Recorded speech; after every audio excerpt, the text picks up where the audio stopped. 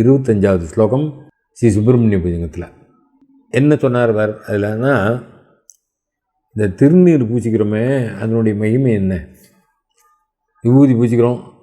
இப்போ அங்கே போய் திருச்செந்தூரில் போய் முருகனை வேண்டிண்டு அந்த விபூதியை வாங்கி பூசிண்டா உனக்கு போகும், உனக்கு இந்த கட்டங்கள் போகும், துன்பங்கள் போகும் அப்படின்னு பரமேஸ்வரனே அவருக்கு உபதேசித்ததாக ஒரு கதை இருக்குது இல்லையா? அதனுடைய ஒரு காரணமாக கூட இதை எடுத்துக்கலாம். திருநூற்றினுடைய பெருமை என்ன அப்படின்னார்.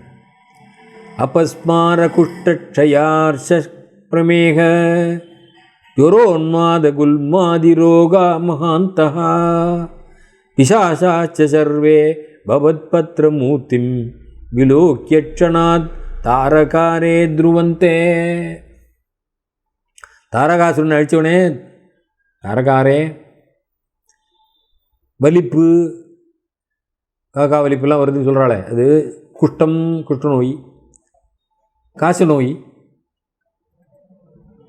புற்றுநோய், நீரிழிவு, காய்ச்சல், மனக்கலக்கம், வயிற்று வலி முதலிய பெருத்த வியாதிகளும், அது மாத்திரம் இல்லை, பில்லி, சூனியம், பிசாசு முதலியவைகளும் உனது பன்னீர் இலை விபூதியை கண்ட மாத்திரத்தில் ஓடிவிடுகின்றன.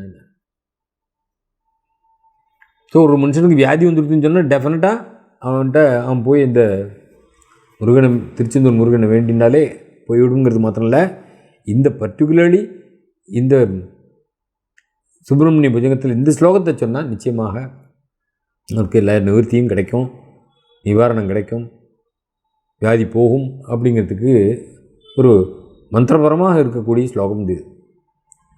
என்னதுன்னா, தாரகாசுரனை அபஸ்மார அப்படின்னு சொல்லிட்டு சொன்னார் இல்லையா? அப்போது அபஸ்மார குஷ்டக்ஷயார்ஷ பிரமேக, பிரமேகம்னாக்கா அந்த வியாதி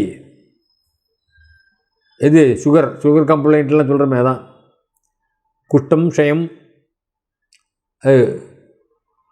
டியூபர்குலோசிஸ் அப்படிங்கிறோமே, டிபி,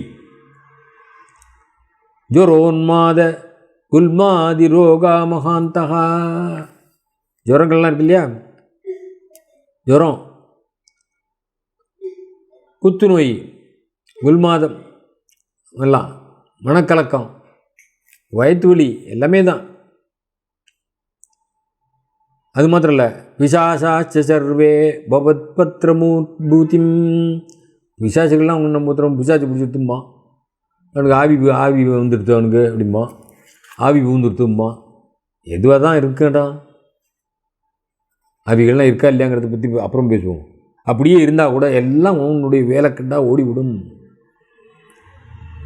விலோக்கியக்ஷணா தாரகாரே துருவந்தே, உன்னை பார்த்த மாத்திரத்தில் எல்லாமே அழிந்து விடும் அப்படிங்கிற நம்பிக்கை எனக்கு உண்டு அப்படின்னார்.